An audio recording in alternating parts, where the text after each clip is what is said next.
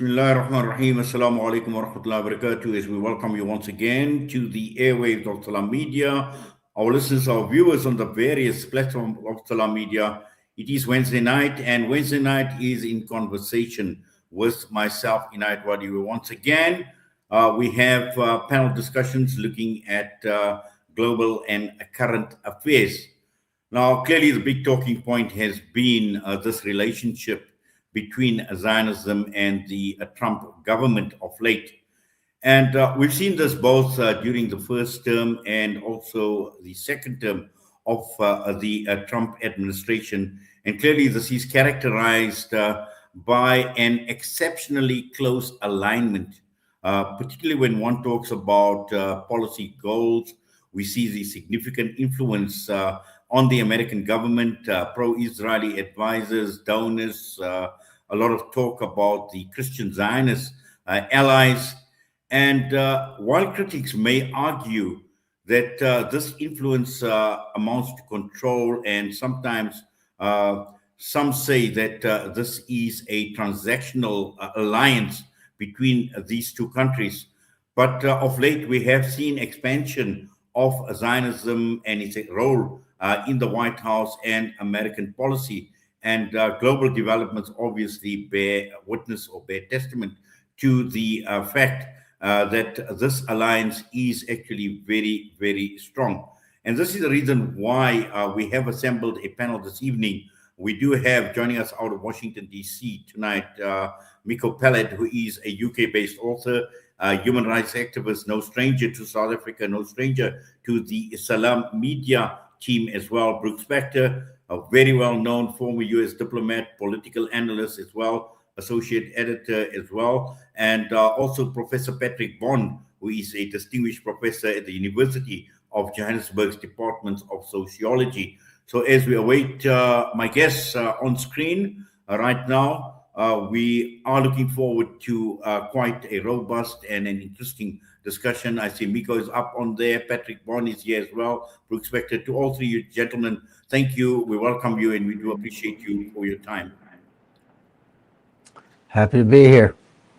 Yes, Miko, I'd like to begin with you and just to talk about this relationship between Zionism and particularly looking at two individuals, Benjamin Netanyahu and Donald Trump. We've seen what has taken place in the first term of office, now the second term of office as well. And just in terms of presenting an overview of this relationship, before we get to the topic, we really want to talk about Zionism expanding its role in the White House. Well, thanks for having me. It's great to be on this panel. Good to see everybody. I think you said I'm based in the UK. I'm in Washington, D.C., in the US, in the introduction. So, well, you know, Israeli prime ministers for decades have been trying to get an American president to do several things that no prime minister thought they would ever succeed. One was recognizing Jerusalem as the capital and moving the American embassy to Jerusalem. And Netanyahu found the president who was willing to do this in his previous term. And so that was the beginning of real credibility for Netanyahu as he approaches his constituents and elections and so on. And the other thing that every prime minister dreamed of was to have an American president who would go to war with them. And they've been harping on this issue of attacking Iran for decades. And now finally, an Israeli prime minister found an American president who was insane enough to join them in this I don't know, other than use the word insane, but reckless and insane attack against Iran. And as to the details of why this relationship has turned out the way it is and why Netanyahu is able to get Trump to do all these things, I think that remains a mystery. But the donors, the massive Zionist donors, are certainly a part of it. And the fact that Trump is surrounded by Zionist zealots is certainly a part of it as well. But what comes first, the chicken or the egg, is not really absolutely clear. But definitely, there's a relationship between these two psychopaths, and this bears very well for Netanyahu.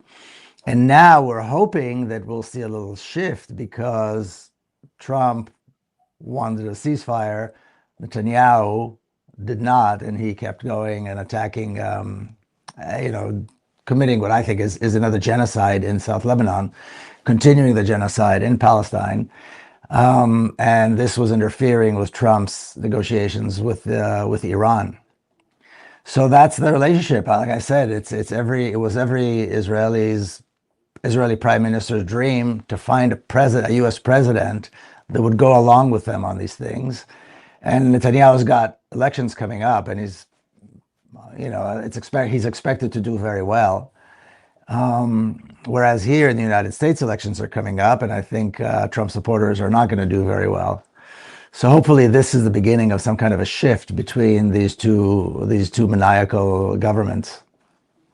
Yes, Brooks, just to bring you into the discussion, and perhaps we'd just like to expand on the nature of this relationship, because clearly it is a relationship that is built on mutual political need, where both leaders have found some value in this alliance that they've created, and also for their own domestic politics. And often we hear what Bibi wants, Bibi gets. And that is a dynamic that seems to be playing out. Where observers have also noted that, we've seen the influence of Benjamin Netanyahu on major decisions. And as Miko alluded to as well, even military strikes and continuation of wars as well. So how do you see the nature of this relationship? Well, look, first of all, it's a rather complicated relationship.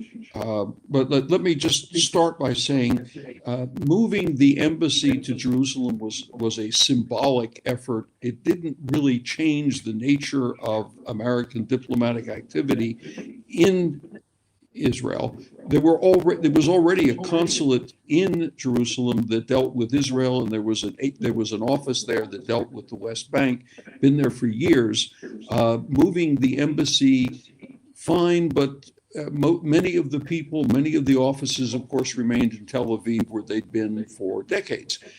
But to the larger question of the relationship, couple of things are very important. It is not at all clear to me that Benjamin Netanyahu is going to gain a victory in an election which will come at the end, somewhere toward the end of this year. He's got a very narrow parliamentary majority, and to the extent to which the conflict continues, to the extent to which reservists keep getting called up for actions such as the one in the southern part of Lebanon, to the extent to which missiles continue to fall on the northern part of Galilee, it is not clear to me or to the people I've talked to that Netanyahu is going to score a resounding victory. He's just got a couple of seats of a majority because of the ultra-right, but they're small parties and they don't represent the entirety of the country.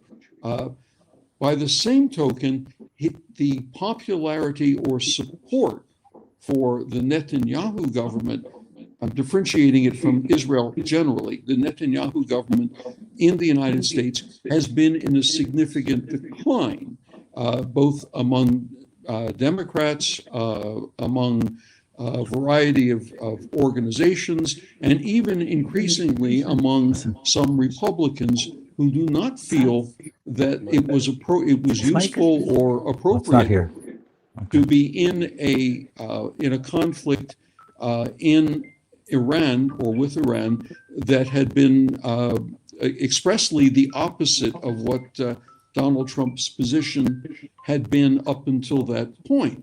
I would think that you will find, rather than joined at the hip, they are increasingly, there are different goals.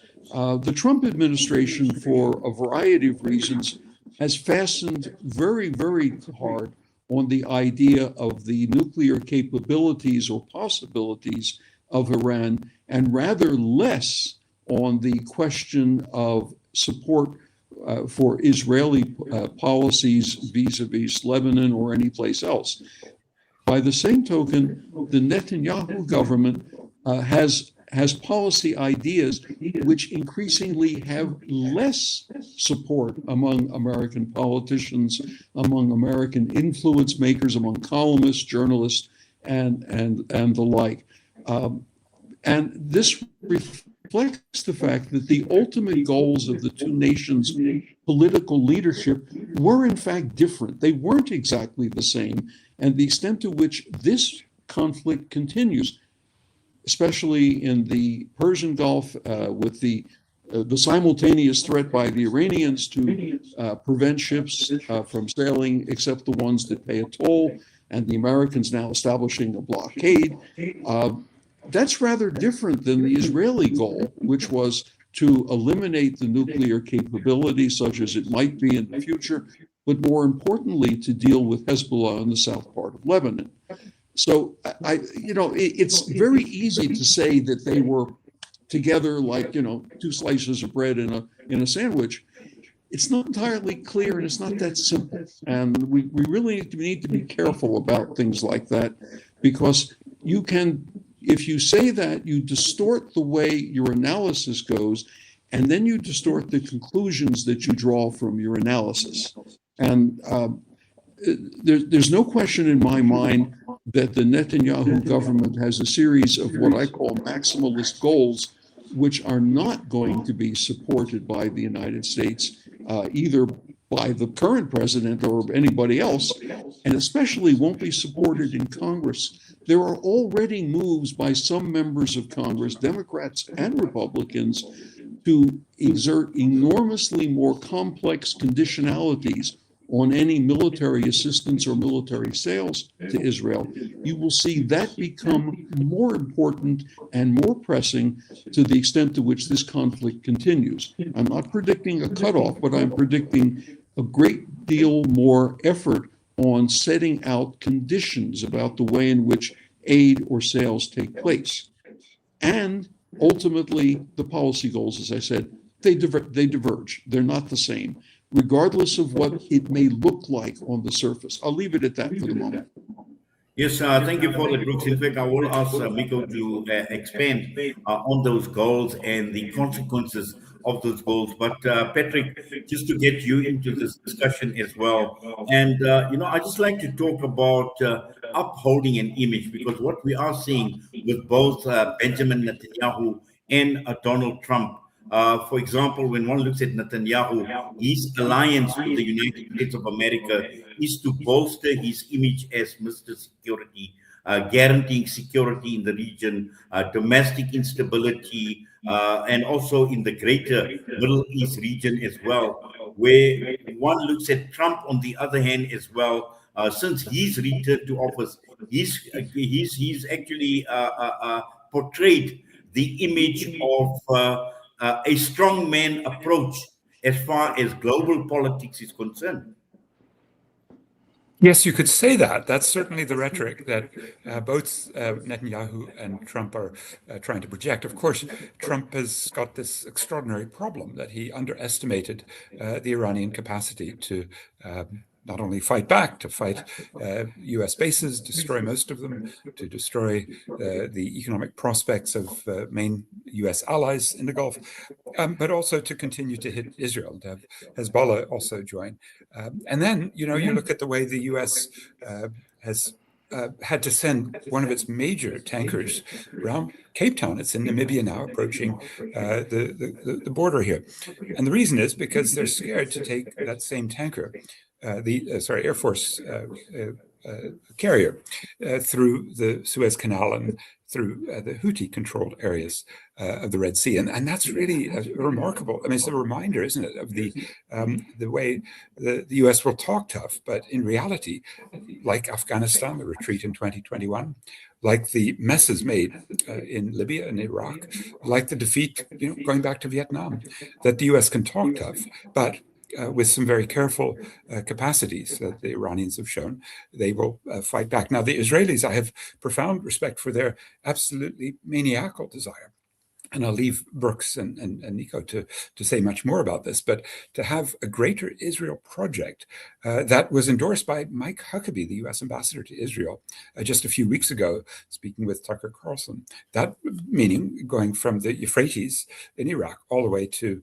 the Nile in Egypt, chopping big chunks of countries out, and the simple sentence suggestion, two-word suggestion from Mike Huckabee was "take it" or "take it all." He said three words that say so much, don't they? And that means there's still this absolutely insane evangelical Christian Zionism that is also a major factor, and that has been locked into the extent to which MAGA has two schizophrenic sides to it. Some of the Christian evangelical Zionists who want to see Israel continue, especially to take a big chunk of Iran out, to take the oil producing area of the south of Iran on the one hand, but then the other side of MAGA being isolationist and reactionary and sort of anti-war, but in a way that of course just reflects their awareness that there are disasters, especially when they are driven by the likes of a Netanyahu or the likes of the oil industry, or the fear that Donald Trump has that the Epstein files may take too much attention. So you put all of that together, I think, and it looks like, to me, the rhetoric that you've begun with is quite hollow at the end of the day, isn't it? Well, certainly is, Patrick. But also, Miko, Brooke spoke about goals. And just to understand some of these goals, now clearly they are built on a strategic alliance between the Zionist entity of Israel and the Trump government. And some may also argue that Zionism has cooperated with far right, with white supremacist forces globally to actually advance its goals. But coming back to the United States of America, and we see the trend. We've seen it in this, particularly in the second term of office, where we see, the staunch supporters, and Patrick made reference to Mike Huckabee as well. When one looks at the people that are surrounded by Donald Trump as well, to achieve this objective, or to further the goals and ambitions that Benjamin Netanyahu has for the greater region and the world also at large. Well, first of all, I don't think the Zionists are working with white supremacists. Zionism is a form of white supremacy.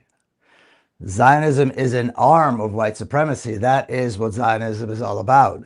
And so the Zionist collaboration with other racist, colonialist, white supremacists is not surprising. This is what Zionism is. It's a branch, if you will, of white supremacy and racism. And we have there's a history of over almost 100 years of what the Zionists have done in Palestine. I have to push back a little bit on the Jerusalem thing, if I may, just take a second or two. It's more than symbolic. Jerusalem, there was a reason why no other diplomatic missions had their offices in Jerusalem, and that is because the occupation by the Zionists of Jerusalem, the ethnic cleansing, the absolute ethnic cleansing of West Jerusalem by the Zionists in 1948, and then the taking of East Jerusalem and what they call the Judaization process of Jerusalem, and the attacks, the assaults on Al-Aqsa and other holy places in Jerusalem by Zionists. Moving the embassy was more than symbolic. It was saying it had given the U.S. stamp of approval to all of these illegal actions, and Jerusalem initially, even in the partition plan, was supposed to be separate from any other state, its own entity.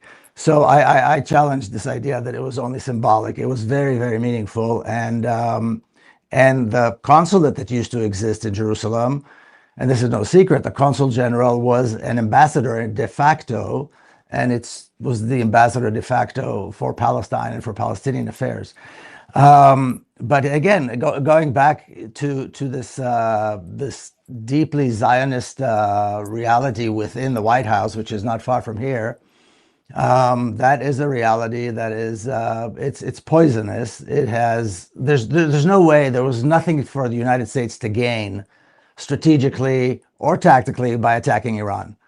There's really nothing for the United States to gain. I don't think there was anything for Israel really to gain, other than maintaining the chaos around them, which has been their strategy since the state of Israel was established. It was a very clear strategy to make sure that there's chaos all around them, and they are the strongest and the toughest bully in the in the region, in Western Asia and North Africa, and this is part of that.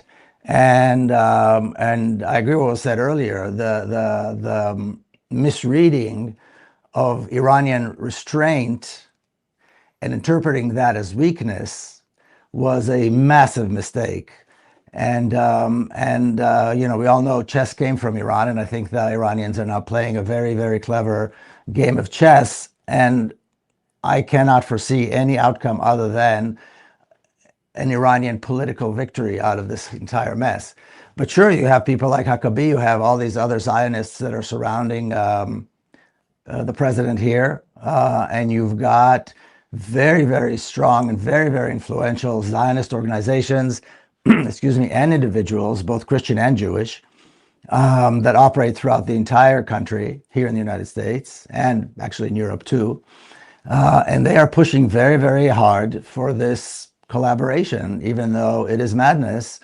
And I think it's true. In the next elections here in the United States, we're going to see those who support this war are going to see how big of a mistake it was. One of the most used campaign slogans for people running in November is no AIPAC money and no money to Israel.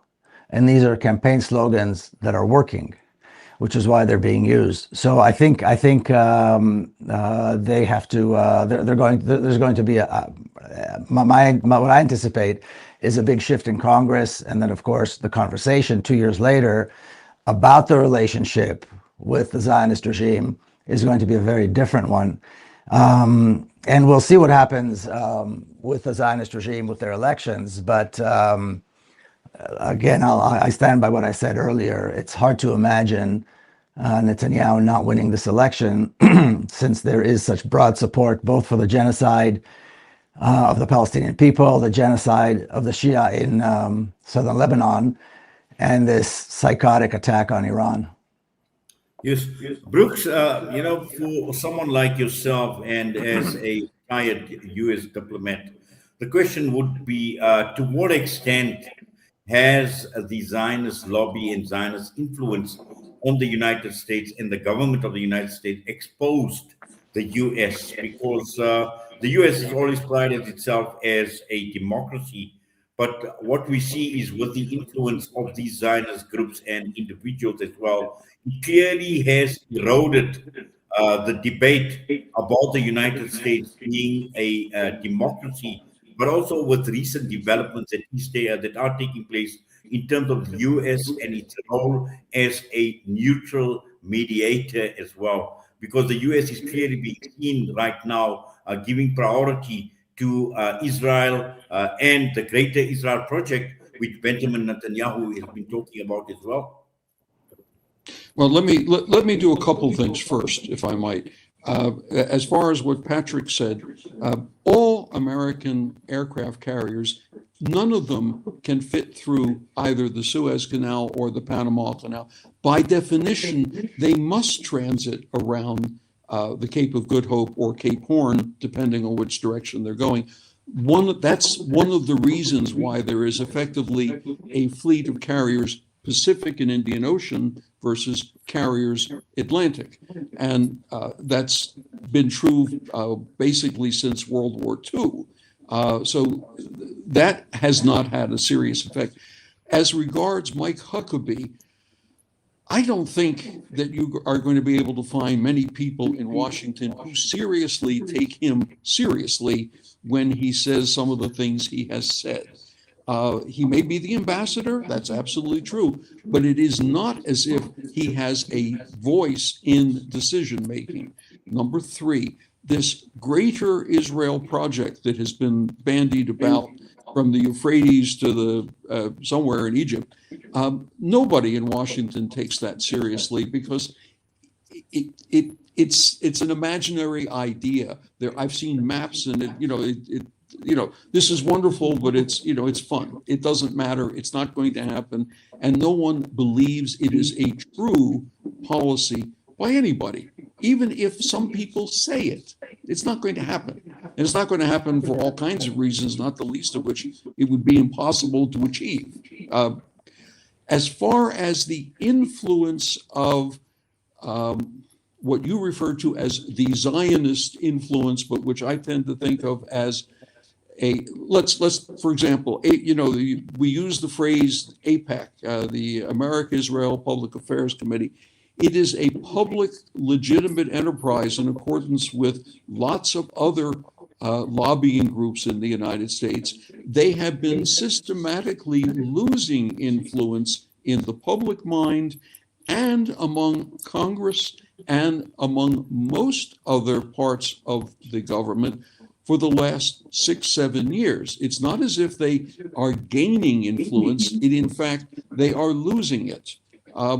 But more to the point, the way in which the government makes its policies, some of them are based on ideas that are based in fact, and some of them are based on illusions. And in the case of the Trump administration, it's more illusion than it is fact. If you looked at a recent article in the New York Times, Maggie Halberstam and a second author detailed, they had wonderful sources, they detailed the way in which the decision for the Americans to enter the conflict with Iran this time around took place.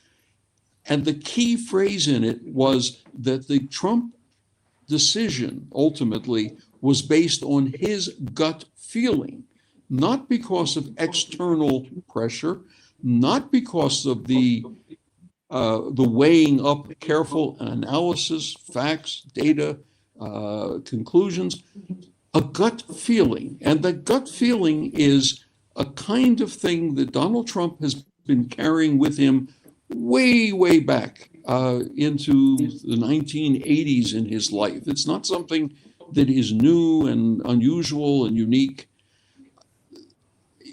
I go back to what I was saying right at the very beginning of this discussion, that what you are seeing, in fact, is a divergence between American views, American policies, American actions, and Israeli actions and views and policies. And they are becoming further apart rather than closer together.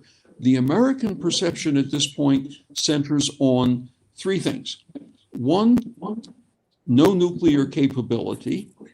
Two, open access through the Strait of Hormuz and the the Gulf of the Persian Gulf, Sea of Oman on into the Arabian Sea. And three, no to reparations or releasing restricted frozen funds.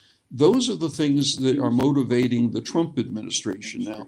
The Israelis have a somewhat different calculus, and they are saying no support to Hamas or Hezbollah, no nuclear capability, no missile capability. And, you can line those things up, but they're different. And what is the Iranian position on all this? The Iranian position is we are going to control that international waterway. We are going to exact a toll on ships that use it.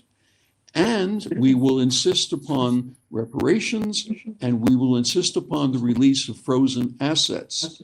And we will insist upon our right to deal with and support whoever we may decide to deal with and support.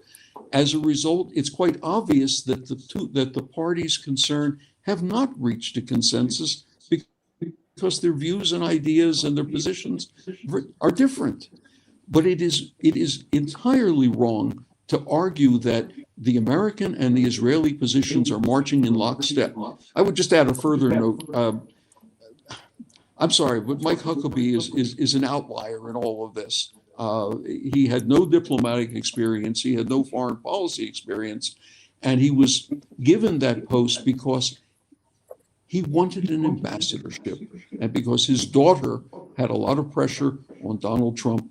His daughter was, at that point, press spokesman for the first Trump administration. Sorry, excuse me, and now is governor of a state in the South.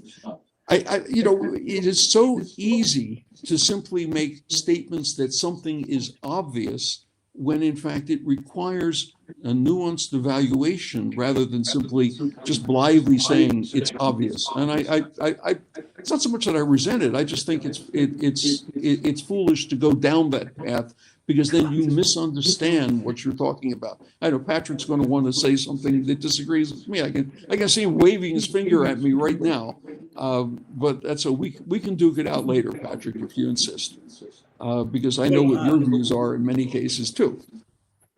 Well, certainly, Brooks. But also, I think you mentioned the word illusion, and I think Patrick, I know you'd like to comment on some of the issues that Brooks has raised, but also at the same time, we're speaking about somebody like Mike Huckabee, but also when one looks at the last round of negotiations, or so-called negotiations that took place in Islamabad, in Pakistan, sending people like Steve Woodcock and Jared Kushner as well, who have absolutely no experience in these things as well. And again, Donald Trump, is he living in a dream world? Is he delusional? Because, it's not about sending people like Jared Kushner or Steve Woodcock for these negotiations, but also at the same time using social media. We see in those comments with regard to the Pope as well. We see him depicting himself as Jesus Christ, and he's doing all these things while we have, a serious situation that is evolving in the Middle East. It's true. Maybe very. Sorry, Patrick. I have absolutely no support for the idea that Donald Trump has surrounded himself with knowledgeable, thoughtful individuals. Steve Witkoff and his son-in-law are hardly the people to be doing international negotiations, and yet the two of them are doing much of what the Trump administration would like to do. Patrick, I'm sorry, I took away your space there for a second. Oh, that's always fine, Brooks, but you must go and quickly look if the Gerald R. Ford aircraft carrier did go through the Suez Canal just last month. It did. It had that. It can't do it. Limitation. Patrick, it doesn't fit. I encourage you to look it up. It did actually go through Suez. It can't go through Panama, but Suez. And this, the George H.W. Bush coming now for South Africa is indeed smaller. So anyway, I contest that. I also contest that we can boil this down to something that is reasonable and structural. I'm a structuralist. I'm a Marxist. I love structural stories of the necessity of the laws of motion of capital, but they don't really work very well, do they? In this context, where our problem is a maniac, and Miko's right. This is a maniacal leader. He's probably got some malignant narcissism and some degree of dementia. These are psychological problems we have to now start dealing with. Which means if he hears Mike Huckabee saying, "Yeah, it's a good idea, take it all," I'm actually quite worried, because any little maniacal idea that comes into Donald Trump's head has a good chance of sticking. He's in such a bubble. So I do contest you on that, my friend. But I think the major point is that the U.S. needs to be disempowered. And we have to do that in every single way, don't we? If J.D. Vance said, this is potentially America's Hitler, he said that 10 years ago, and now it's very much coming true. He's wrecking the world economy, energy markets, food and fertilizer, financial markets. Interest rates will start going up because of the inflationary surge. We'll have defaults. We're all getting hit hard already just with the extra money we're pouring out, and major chunks of economies and major defaults of sovereign states in Africa can reasonably be expected in coming weeks and months. So I think at this stage, actually, to hope that there's something reasonable going on is to keep the myth alive, just like the myth that if you can put a brand new ambassador in Washington named Rolf Mayer, because he's good at taking the hooks out of sorry, it was the other way around. Still Ramaphosa taking the hook out of his finger when they were fly fishing about some 35 years ago.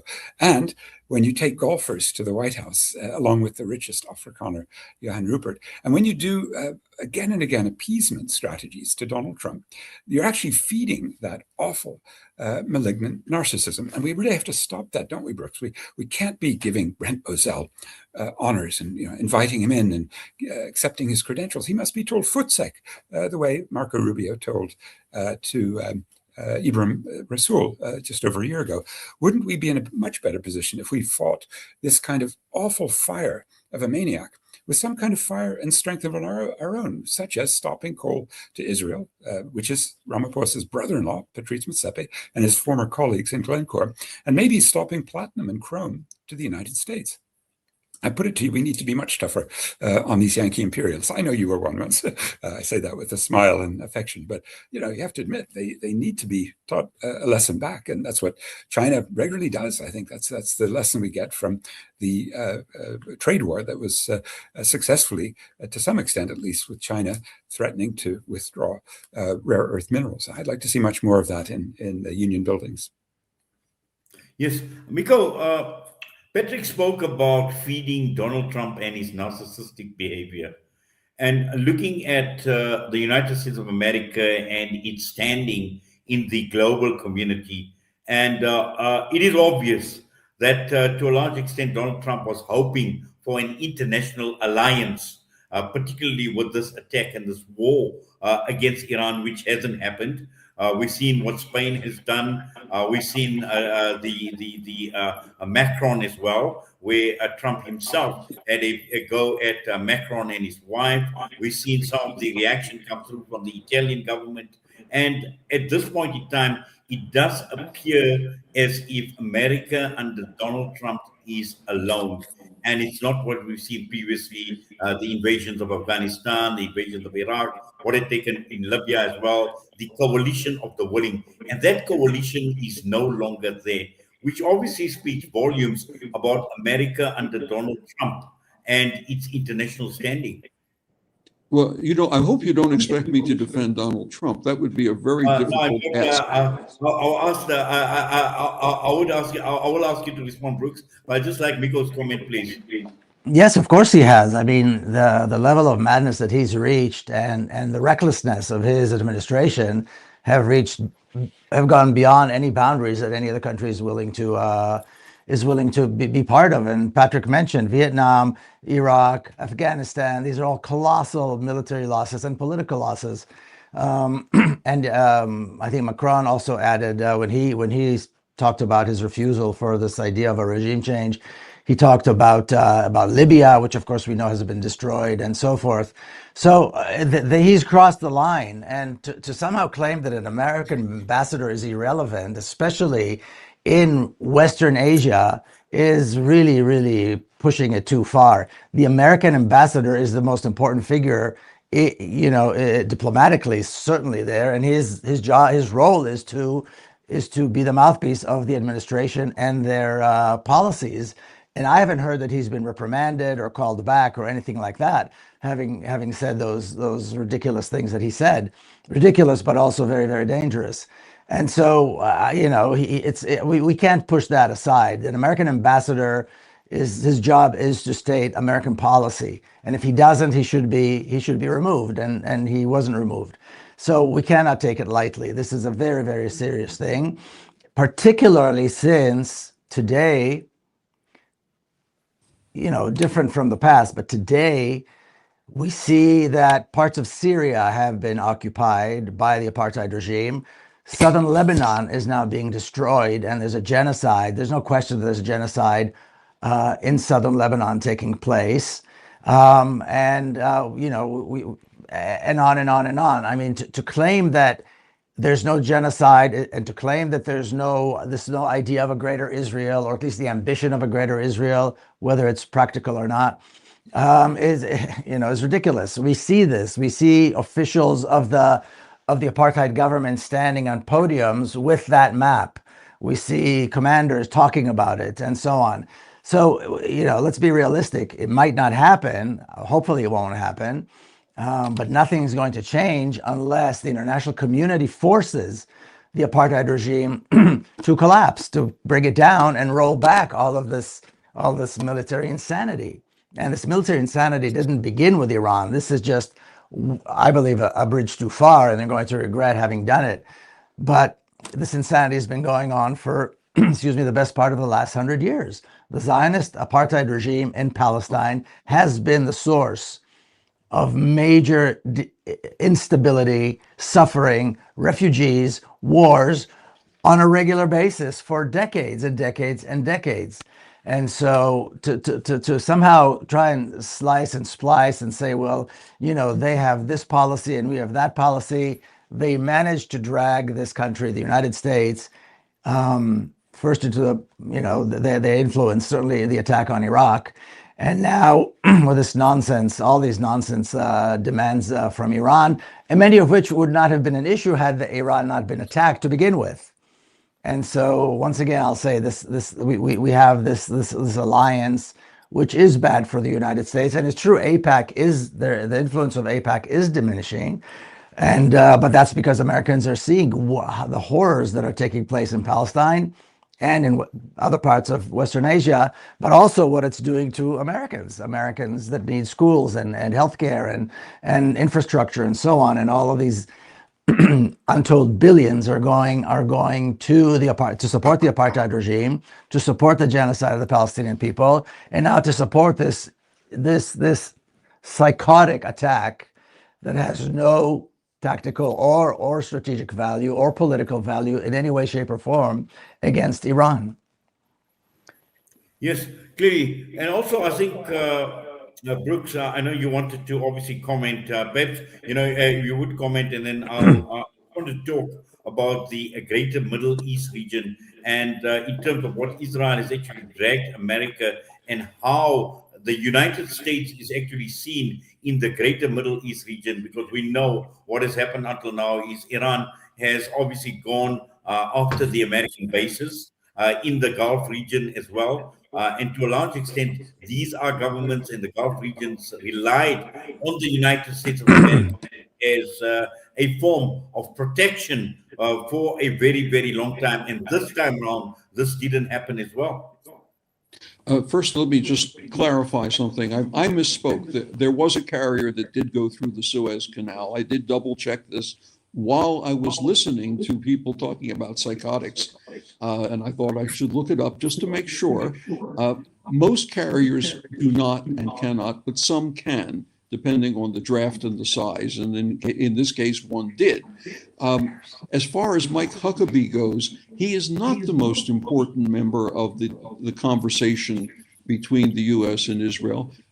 Basically, his views don't matter because the communication goes much more directly between Trump or Marco Rubio and the various members of the Israeli government, or in recent times between the American president's selected representatives, his old real estate development buddy, Steve Witkoff, and his son-in-law. That may be unfortunate because none of those people have much experience, but to say that Mike Huckabee is the most important American official involved in this is to engage in a fantasy. And let's be frank about this. He's the U.S. ambassador. Doesn't matter. It doesn't He's the matter. U.S. ambassador in at the apartheid regime. He is the mouthpiece of the administration. If he did something, if he said something contrary to U.S. policy, he should be removed or at least warned somehow. We haven't seen that happen. He has a responsibility. His views set aside, his job is to represent the United States. And when he speaks for the United States, not for his own beliefs. And he spoke very clearly, and he was not reprimanded, and he was not removed. Therefore, we have to assume that he speaks for his government, which is what a diplomat does. It's what an ambassador does. Excuse me, Miko. He's not the most obvious spokesman for U.S. policy in the Middle East. We know this, and we all know this. He is a non-essential player. He was not involved in the discussions that led to the current conflict. And you may want to see him reprimanded. I would too, to be honest with you. I wish he hadn't been appointed in the first place to that position. But in his case, it's a reward for good behavior. But that's true with a lot of ambassadors. Many ambassadors get it's ambassadorship true. because they gave money or something. We know that. It's true for a lot of ambassadors in a lot of countries.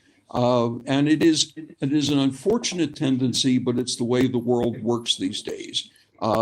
It's unfortunate, and I'm sorry about that. I'll see if I can fix it when I'm Secretary of State. But that's kind of how it works, Miko.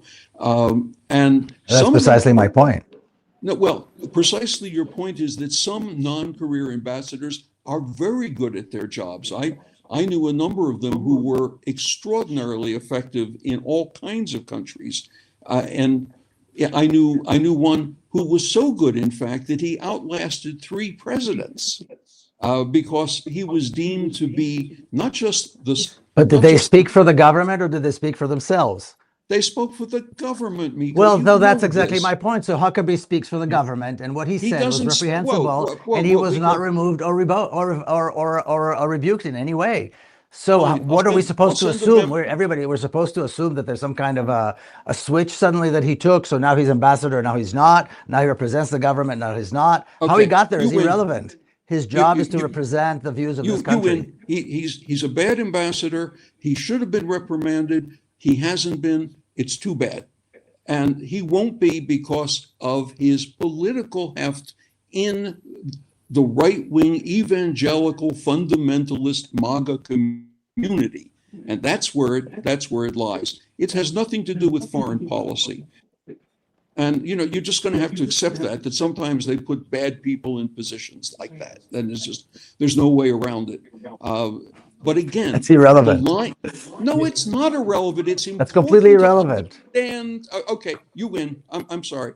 And yet I'm going to have to beg off soon. I told the organizers. I think obviously I know we are talking about Mike Huckabee as well, and it is clear that he has he's been seen to commit to the MAGA Zionism project as well. And I think this is what Miko is saying, that he is the ambassador, and he should be the ambassador for the United States of America. But we've seen some of these statements actually come out, and perhaps Patrick, you've been listening to the exchange between both Miko and Brooks, and perhaps just a comment from your side.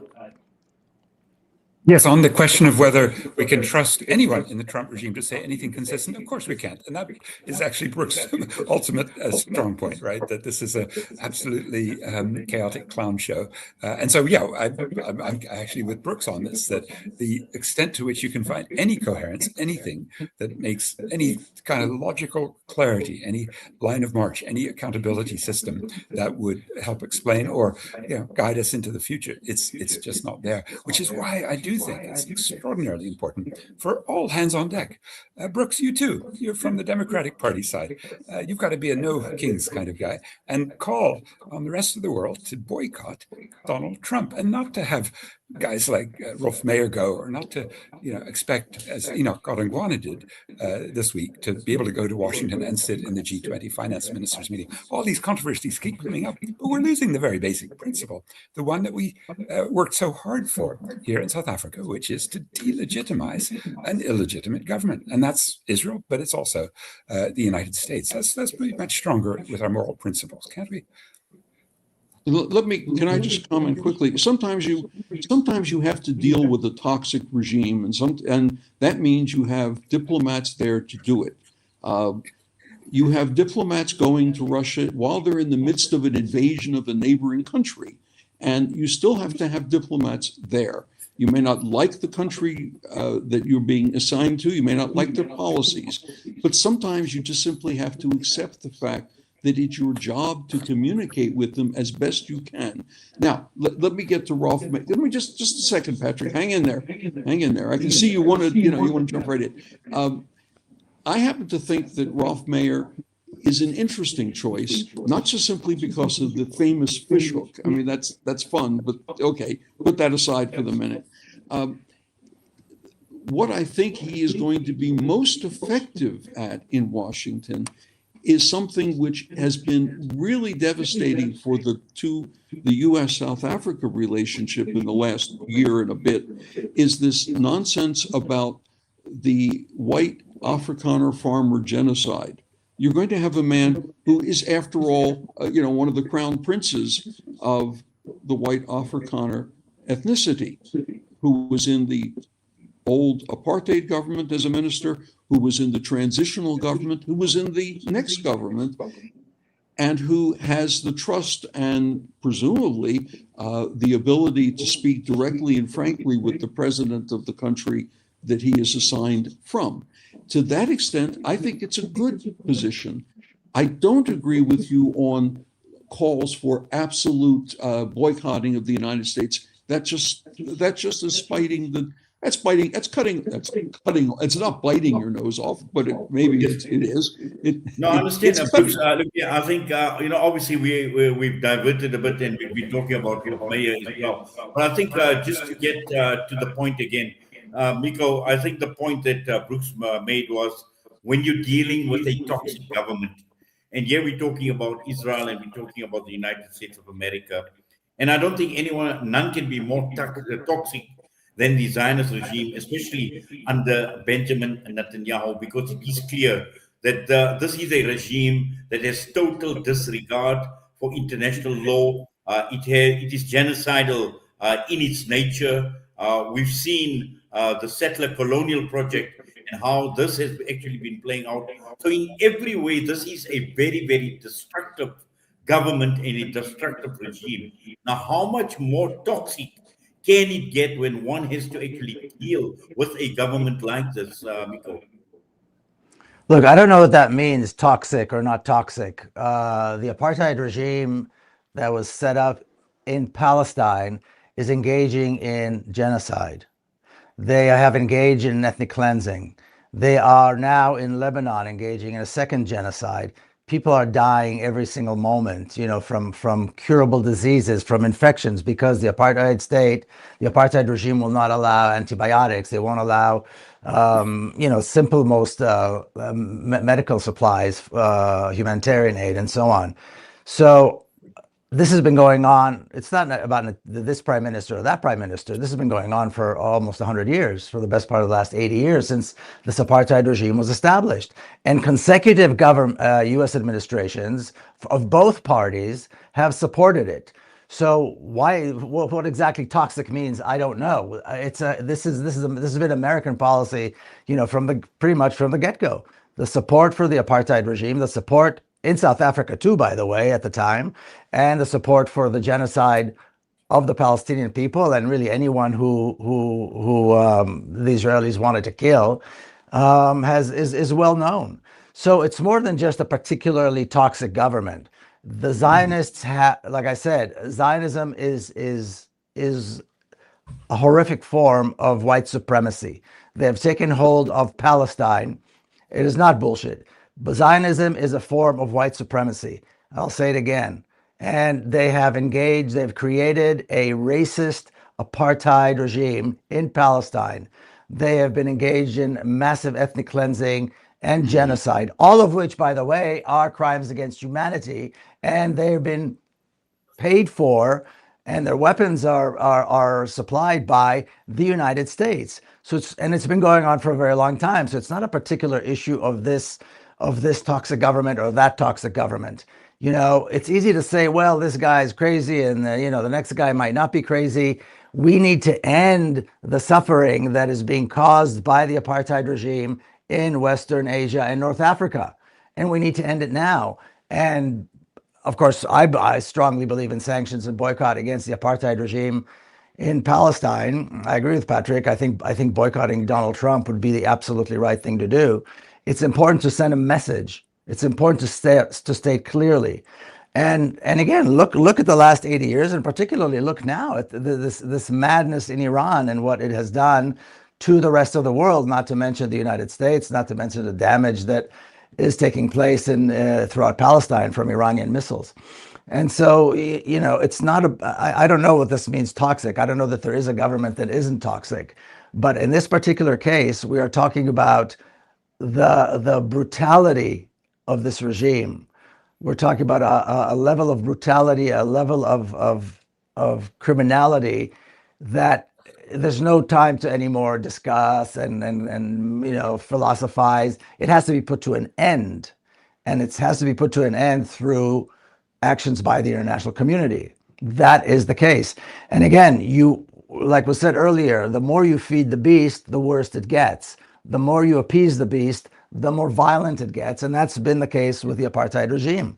It's been appeased, it's been fed, it's been excused, all kinds of reasons, excuses were kind of, put out there to justify their horrendous crimes over the last 8 decades. It's time to put an end to it. This is not a question of theory. This is not political science. This is a crime against humanity, is a crime against humanity. And I'll say this, there's a reason why people remember the Holocaust, but they choose to ignore what is happening in Palestine, or what happened in the Congo, or what happened in other parts of Africa. And it has to do with skin color. It has to do with skin color. It's white supremacy. If Palestinians were white, this would have stopped a long time ago. But sending white colonizers to Palestine and let them do whatever they want with these brown people is precisely what Zionism is. And it's precisely why Zionism has been allowed to continue. And it's precisely why we see this alliance between Trump and the apartheid regime in Palestine. They all agree on, they share values. They share the values of white supremacy. And that's what this is about at the end of the day. There's no question about that. Well, thank you for that, Miko. I see we've got about 3 minutes, and just going around very quickly, starting off with you, Brooks, quickly in a minute, just to round up, and I'll get to Patrick, and I'll ask you to have the final say. Just one quick point, Miko. I don't think you know anything about Israel. I'm not a defender of Israel. I don't represent the country. I visited there, but I also visited the West Bank on my own. So I do know a little bit about the place. But the statistics will tell you very simply that a majority of the people in Israel are not white by your definition. They come from the Middle East. They come from North Africa. They come from Africa. And the other percentage. And how are they treated? Arabs who were there in the first and how place. are they treated? How are these brown Jews treated when they were brought? These Arab Jews treated I'm not allowed to and comment. continue to be treated. Well, if you're going to be accurate, then be accurate. Here. Okay, if you want to be accurate, then be accurate. It's true. There are Arab Jews in Palestine, but how have they been treated? How have they been treated? I didn't get a chance to say anything, so we'll just leave it there. Miko, I wish you well in your endeavors, but I do think you need to be a little better educated on this. Oh, I do. Thank you. Patrick? I'm definitely with Miko. Brooks, look up Miko on the Google, and you'll see he knows a lot about Israel. But I think you should also look up Ehud Barak's talk with Jeffrey Epstein. And there you get a real clear sense of the distinction between what Ehud Barak wants, the Aryan Jews, right, and what they had to take in the short term. Now, in my view, what we really have to do is stop what Brooks is so good at doing. He's a diplomat, smoothing. And we have to do exactly what Miko said. Understand that the more you appease the toxic Israeli, including through coal, South Africa, the only coal supplier, but secondly, appeasing Donald Trump. And Brooks will also look back to last May and ask how well did it work to end the myth of the Afrikaner genocide when Cyril Ramaphosa brought Ernie Els and Retief Goosen and Johan Rupert. It doesn't work. You can't continue the myth that there's something reasonable about sending a Rolf Mayer or having any positive relationship with the U.S. It's so dangerous because the next one will be Parks Tau bringing $12 billion of LNG from the U.S. here, which is what he's wanting to do next. And if Rolf Mayer helps him do that, this is a disastrous choice. Thank you very much. Thank you for that, Patrick. Miko, just a final thought from you before we obviously end this broadcast. Well, I'll just say that I think all hands on deck when it comes to ending this madness, this joint Zionist apartheid and U.S. madness in Iran and in Palestine and in southern Lebanon. I mean, everybody's got to participate. Every country, certainly South Africa, who knows exactly what apartheid is about and what the consequences are. But other African nations, everybody needs to shut down the embassies, send away these diplomats, and impose the most severe sanctions possible to end this madness. And, free Palestine. Eventually, Palestine, we need to talk about the future, and Palestine needs to be free. From the river to the sea, there needs to be a single liberated Palestine with equal rights. That is what everybody should be talking about. And fighting. And by the way, in the end, that'll be on Friday. This Friday, we'll do exactly what Miko said. We'll hit the consulates in Joburg, in Durban, and in Cape Town. Thanks for reminding us, Miko. All right, excellent. Well, thank you, Patrick Bond, and also to you, Miko Peled, as always, and also to Brooks as well. I see he's left us already, but we thank you, gentlemen, for taking time out with us on Salam Media. All the best to you. Thank you.